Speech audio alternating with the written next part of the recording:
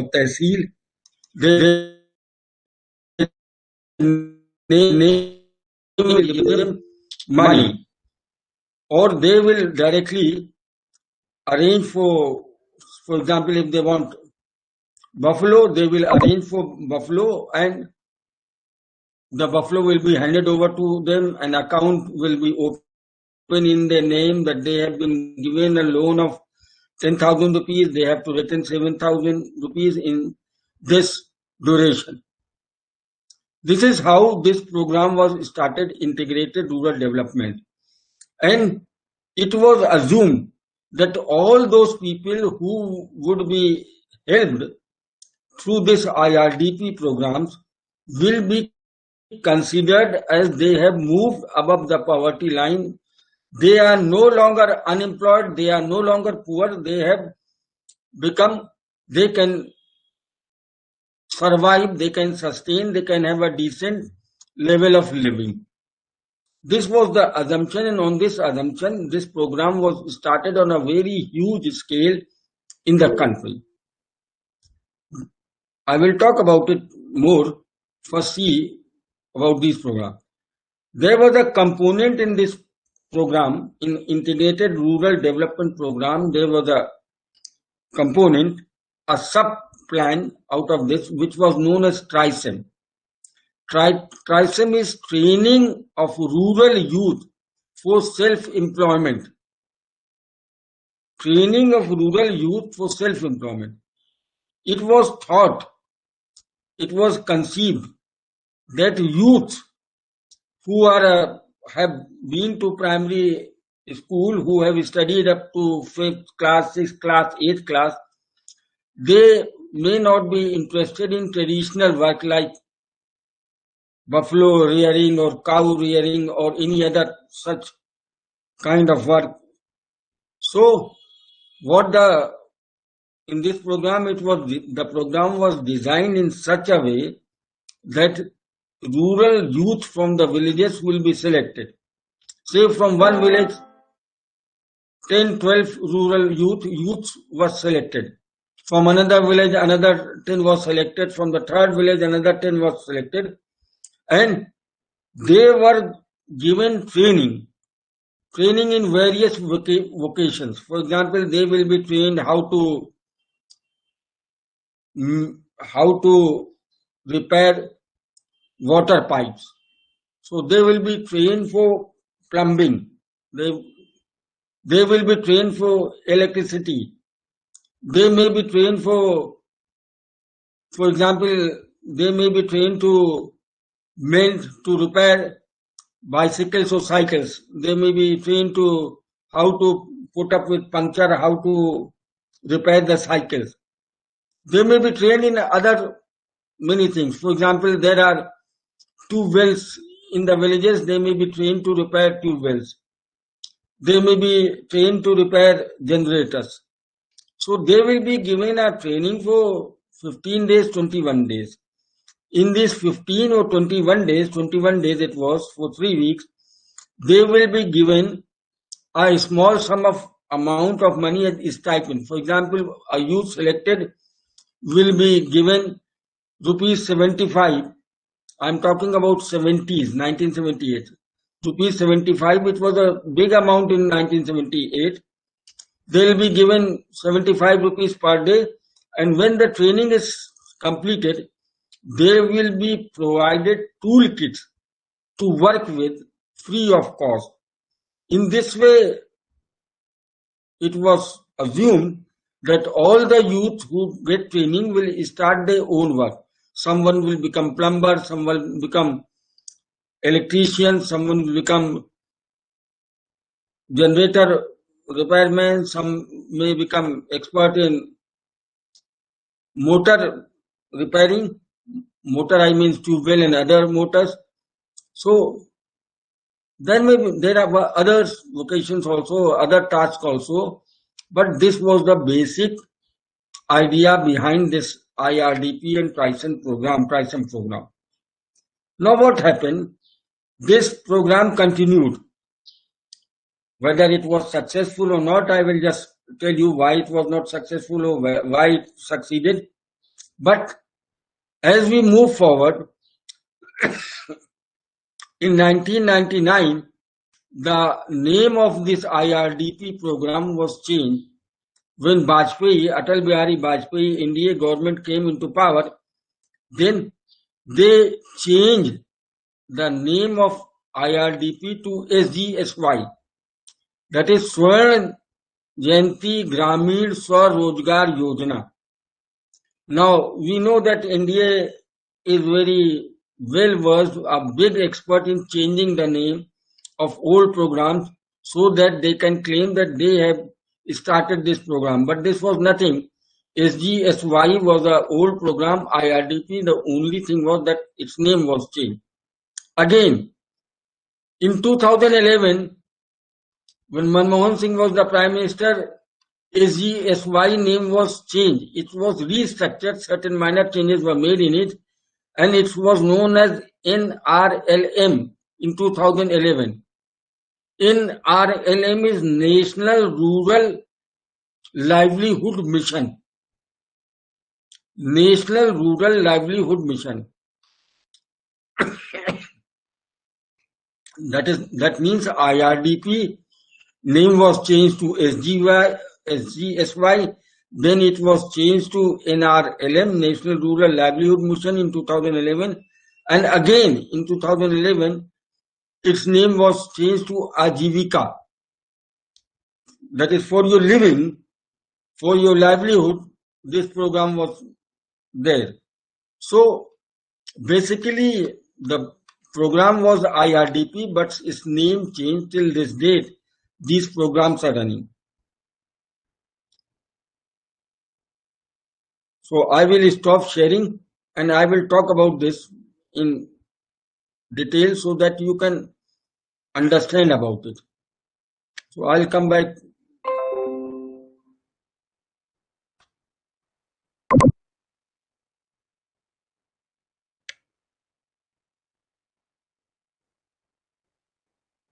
Now, you just think of that in a village for a poor person, or if you generally talk to people, for example, when we talk to our students who have done their graduation, that is, they have passed their BA classes, they have passed their MA classes, and they try to get a job, but most of them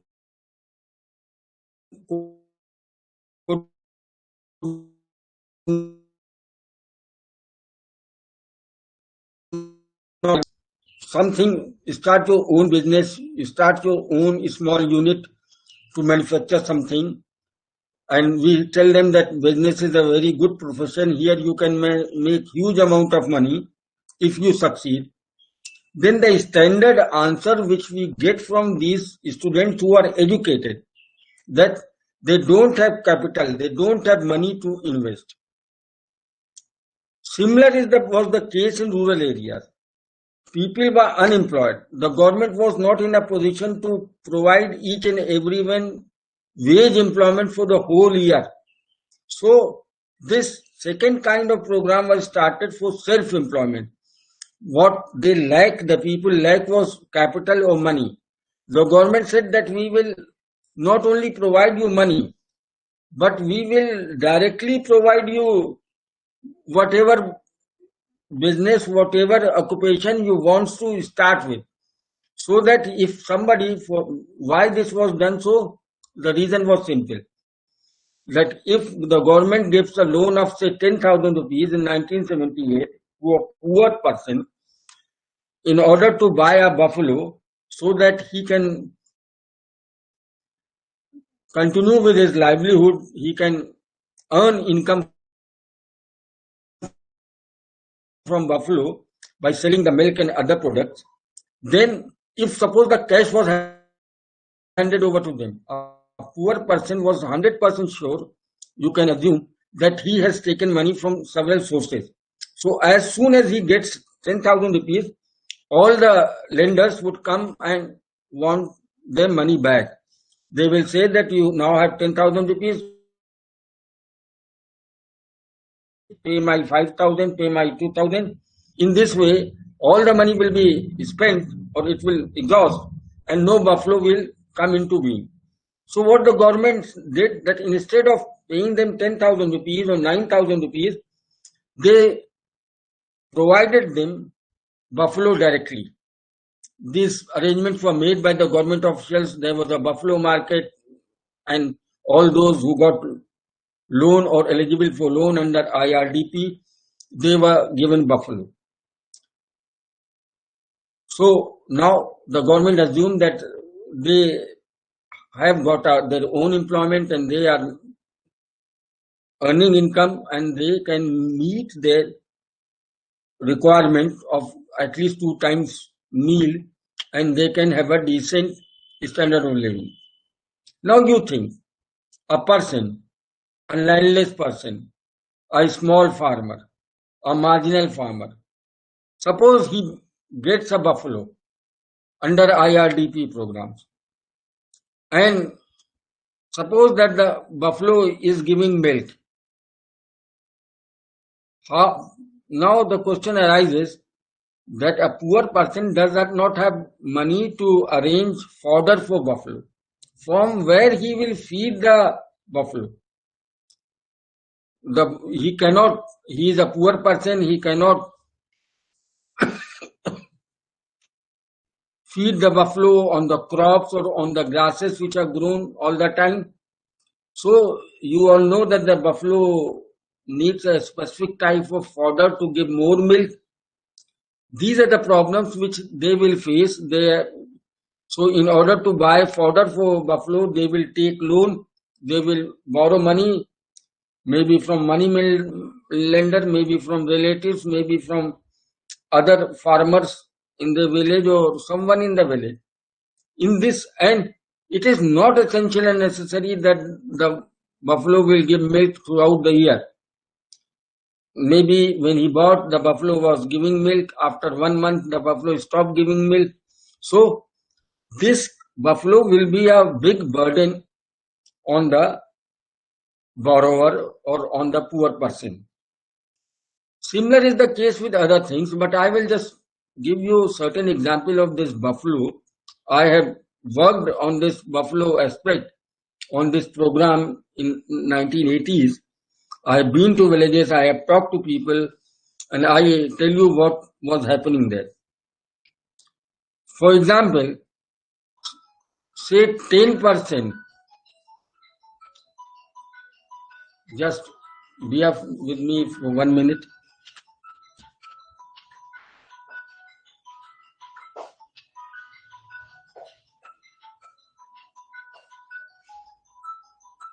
Hello.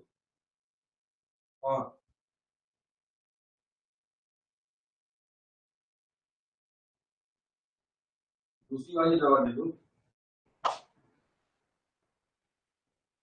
हाँ, कब ये कब दिया था तुमने?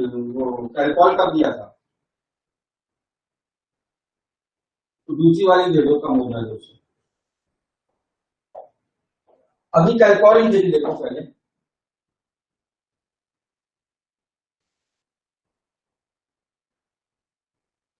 चलो दूसरी दे के देखो. दे दो, हम क्लास करें फिर हम बात करते हैं. दे दो दूसरी. ठीक.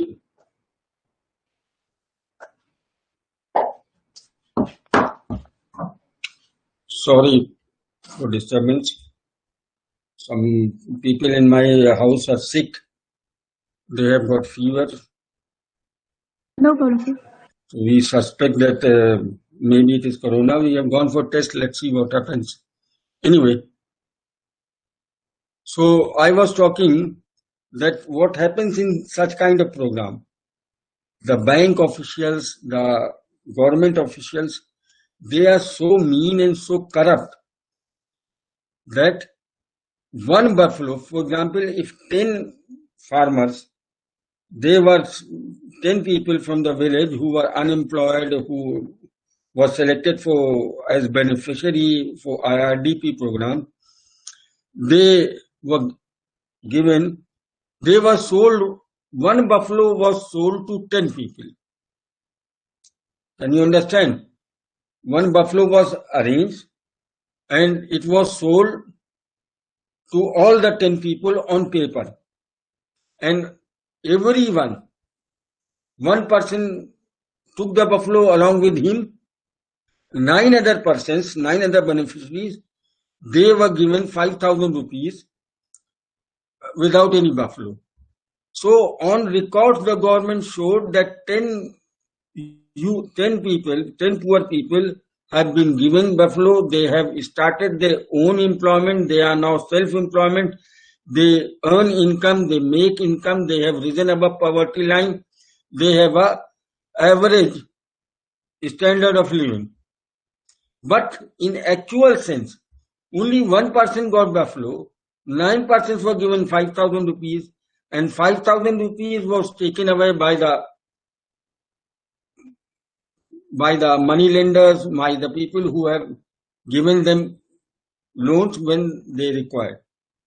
So this was prevalent on a wide scale in certain areas or in most of the areas. So such programs, self-employment programs, could not succeed. There can be other examples also, but I have just taken one example of buffalo. Let us take the second example of the second program, which was a component of IRDP, that is TRISEM, Training of Rural Youth for Self-Employment. Now what happened? They were trained. Suppose, let us take an example, they were trained as electrician and they were trained as plumber. After completing the training, they were provided with the tools, equipment to work as electrician or as plumber. They went back to their villages. Now, at that time it was found that most of the villages do not have electricity in their villages or in their surroundings. Now, where they will work as an electrician? If there is no electricity, if there is electricity in 1 or 2 houses, then that amount of work was not enough for self-employment. Similar was the case with plumber.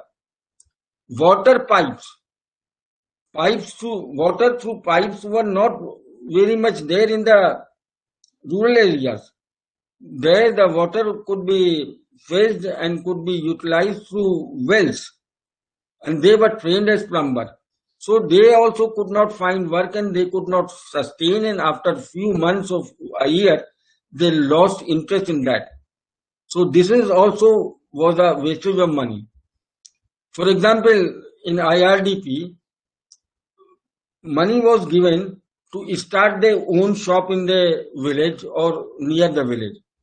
What happened, say 10 people were selected and identified and given money. They were not given money. They were provided the material which they were willing to sell from their own shop in the village. Now, if 10 people opened a shop for selling daily use things from the shop in a small village of 100 people, and there were such banya shops already there, 1 or 2 traditional banya shop was there. Can you imagine that 10 shops open could sell so much amount that they will be able to earn a profit or earn an income? No, it was not possible. So later on, it was decided that if you lend money to one person, that money may not, that program, that project, that employment program may not succeed. So, and in villages, there are many things which are related with other kinds of work also. For example, if you have a tractor, you can earn money with tractor and trolley, you can find work and you can have a decent income. So, cluster approach. Cluster means group. Group of approach was applied. For example, if 50 people were eligible to be, now 15 people will be the joint owner of tractor and trolley, and from this tractor and trolley, whatever income comes, they may distribute among themselves equally. So certain changes were made.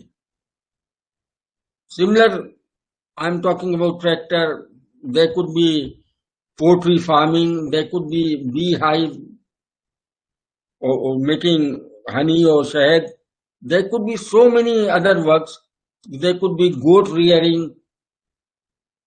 So the program was good. It was conceived well. But then the implementing agency, the government officials, the bank people, wherever they come, they try to exploit the poor people. So these are the reasons why such programs have not failed. But they have to succeed. We do not have other options. We have a very limited option, and under these limited options, these programs were very well conceived, very well designed. They could have succeeded, but wherever there is government officials involved, any program is bound to fail. For example, I'm talking about the current situation. In the current situation of pandemic, you can see that there is a shortage of medicines in almost every state all around the country. In real sense, there is no shortage of medicines for corona, but people are hoarding the medicines. And yesterday I was reading that an injection which is given to a very critical patient of corona, it cost 1100 rupees in the market, and now it is not available in the regular shops, and it is sold in the market in black for 10,000, 11,000 rupees. So these things happen in connivance with the government officials. For example, last year when corona was expanding, if in certain locality, in certain house, a corona patient was discovered, then it was declared as cantonment area. Now, 2 policemen used to keep a watch on that area. They used to put up a barricade of bamboo there, and they used to sit there. We were very surprised and shocked that how these policemen have become so efficient that they have detected that this person, this household has a corona patient, and they are sitting there keeping a watch. Later on, we came to know that if there was a containment zone was made, if somebody identified a corona patient in a certain locality, and that road, that by-lane, that house was sealed or barricaded, then that policeman who has identified will be given 51,000 for identifying a patient.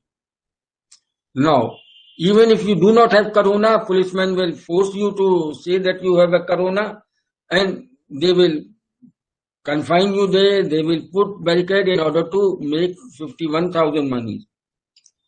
For example, if you are living in the city and if you do not wear a mask, the policeman is supposed to, law has been passed, they can fine you 500 rupees, 1,000 rupees, it depends.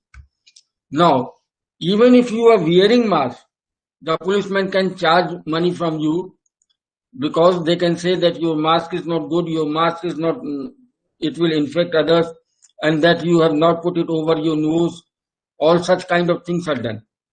So in such trying conditions, in such situations, the government officials are trying to make money instead of trying to help the people, help the patient. So this is a very tricky situation. What I am trying to tell you, that any program which is run by the government, where money is being allocated by the government, that program could succeed only and only if the implementing agency, most of the time the implementing agency is a government official, they are honest. They have a spirit of serving the country, serving the people. And unfortunately, most of us, including you people, many of you are doing your graduation, your BA class, maybe most of you will do PG courses also, MA courses also, and several of you would try to get a government job. Many of you will try to become an IAS officer. If you could not succeed, you will want to become a PCS officer. If you can become a deputy collector, if you can become a deputy SP, well and good. Otherwise, you will get income tax, or you may get sale tax, or whatever position you may get. Your aim should be to serve the nation, serve the people, serve the community. But unfortunately, even those persons who are well-meaning, who are very near to us, who are very dear to us, even our parents, our friends, our relatives, they will tell you that you are in a government job, so you can make money as much as you want. And this is a fact. Even a class 4 employee, a peon, he can make money for government works. A policeman, he can earn more than a university professor if he makes money. And 99.9% of the government officials are corrupt people. They have joined government jobs as IAS officers or as PCS officers in order to make money. If these people, if our students, people like you, if you are determined, if you decide, if you take an oath that you are going to serve the nation, you are going to serve the people, if you are going to serve the community, then believe me, within 5 or 10 years, the scenario of India will change. India can become a developed country. We spend enough money, a huge quantity of money, around 28 lakh crores of rupees are spent every year by the central government itself in order to carry out all the development works. But most of the money does not go where it is required. And the living example is that Corona started, we became serious in March 2020, and a lockdown, total lockdown was declared by the Prime Minister of India. And in that speech, he said that in this lockdown, we will prepare the country to deal with Corona patients. We will increase the medical infrastructure, and everyone who is infected will be given a decent cure.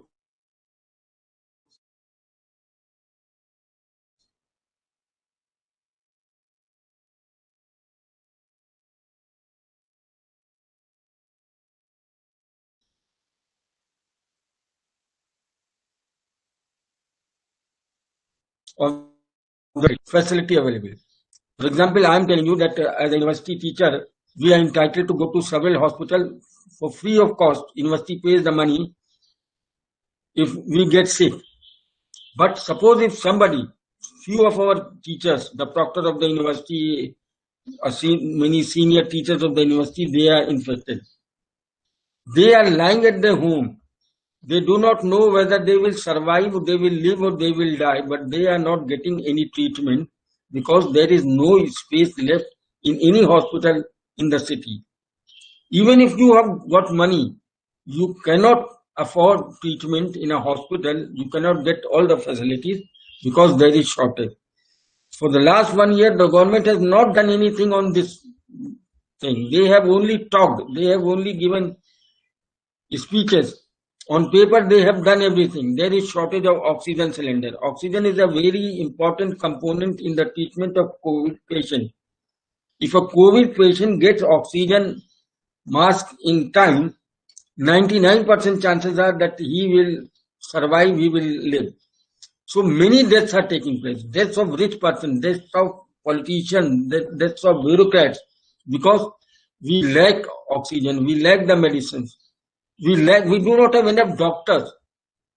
There is a private hospital, we know there are around 130 patients admitted in that hospital, private medical college in Allahabad itself. And for that 130 patients, there is one qualified doctor in that medical college. And the moment you go to get yourself your patient admitted in the hospital, the first thing they will ask that you deposit 2 lakh rupees in cash, then only you will get admission. In spite of paying the money, 2 lakhs, and every day the expenditure comes around 10 to 15,000, you do not have enough doctors.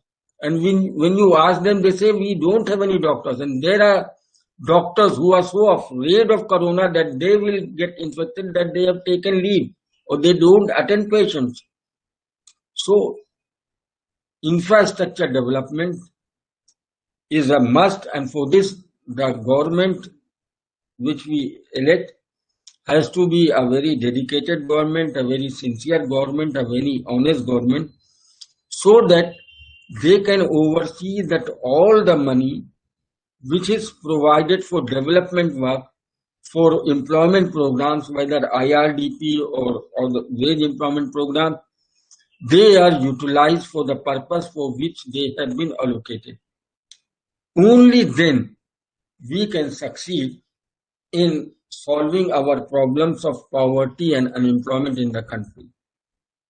So these were the two categories of programs. There are another category which I can tell you, you can think of it, because I have told yesterday that most probably you may not get a question on this rural unemployment, but this is enough fodder for you to think in the right way for the future and for your higher classes, other classes. The third method which I sometimes think of,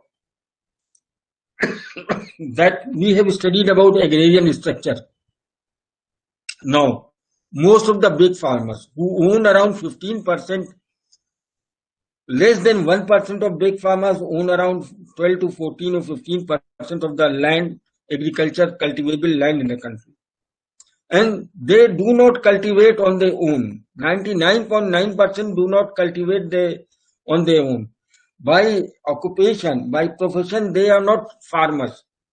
They are either bureaucrats, or they are either politicians, or they are in good jobs, or they stay abroad. But for social reasons, they have retained the land. What the government can do, the government can buy all these lands. I don't say take it forcefully. Give them the land price, buy it, and distribute, say, 4 bighas or 5 bighas of the land first to the landless laborers who are living in the village, so that they can get a permanent asset of land and they can become a farmer and they can generate income and they can have their own livelihood. Then distribute some land to the marginal farmers so that their size becomes more, it becomes economically viable. Distribute it to the small farmers so their size can also become economically viable. And in this way, a huge proportion of the population who are unemployed, who migrate to other places in order to find livelihood, to earn money, to survive, to sustain, can be self-employed. Agriculture is the biggest self-employment sector in the country. No other sector than agriculture provides so much employment, self-employment in the country. So this could be another way. If sometimes some question comes, what do you think? Give your own opinion how unemployment could be curbed, how employment can be provided. You can write all these things. This is very logical. This could be done. If it is not done today, it will be done tomorrow. There is not much option. We do not have much option. So this is all I have to talk about rural employment. If a question comes, I think you can answer. So we have studied each and every aspect of the agriculture sector. I have left 2 things. I know what I have left.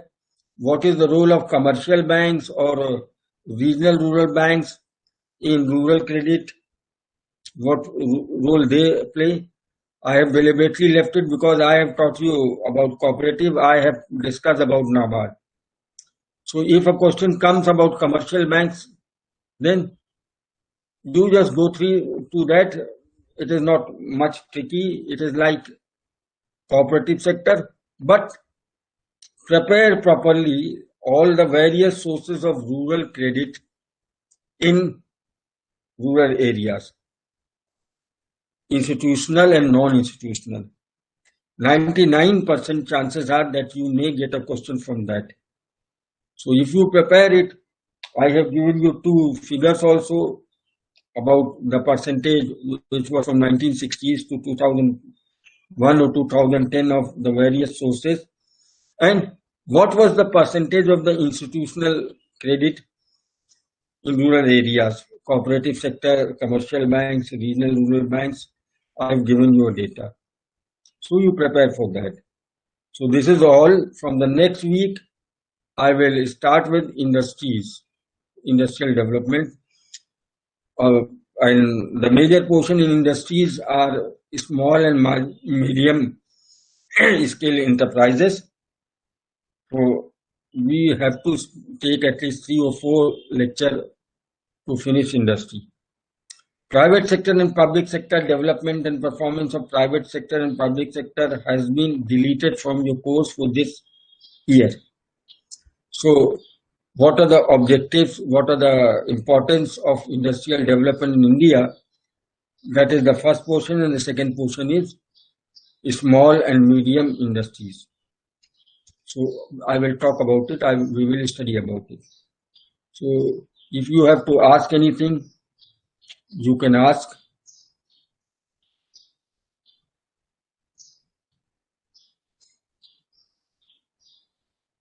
And if you have nothing to ask, then we will meet in the next week.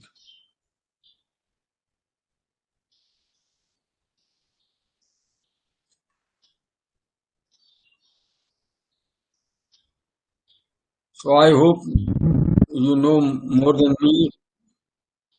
So we will meet next week.